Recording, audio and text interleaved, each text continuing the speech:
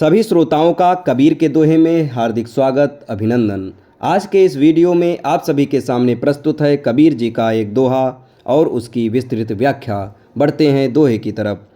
गुरुमूरति गति चंद्रमा, सेवक नैन चकोर, आठ पहर निरखत रहे, आठ पहर निरखत रहें गुरुमूरति की ओर।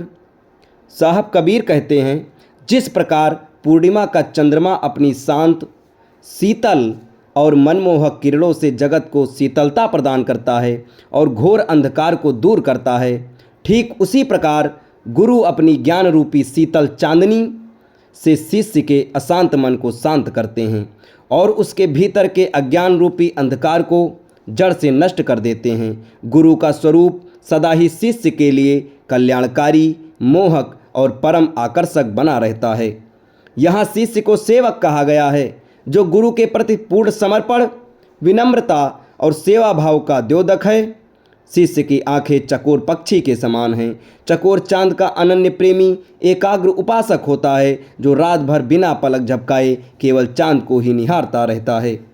वह चांदनी के सिवा और कुछ ग्रहण नहीं करता। इसी प्रकार सच्चे शिष्य की दृष्टि केवल और केवल गुरु के दिव्य, शांत और ज्ञानमय स्वरूप को निहारने के लिए आतुर रहती है। गुरु ही उसके लिए ज्ञान, प्रकाश और प्रेम का एकमात्र केंद्र बिंदु है।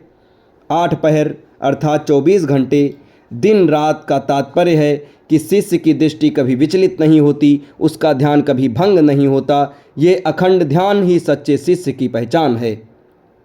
गुरु का स्वरूप साक्षात ज्ञान, शांति और आत्म प्रकाश का प्रतीक है। सच्चा शिष्य वही है जो चकोर की भांति गुरु के ज्ञान चंद्रमा की ओर निरंतर एकाग्र और प्रेमपूर्ण दृष्टि बनाए रखे। ये अखंड दृष्टि केवल आँखों से देखना नहीं, बल्कि मन की एकाग्रता है। ये गुरु तत्व में स्वयं को विलय करने की साधना है। बिना विचलित हुए, बिना पलक झपकाए गुरु के स्वरूप पर टिका हुआ ये ध्यान ही शिष्य को अज्ञान से मुक्त कर आत्म साक्षात्कार की ओर ले जाता है।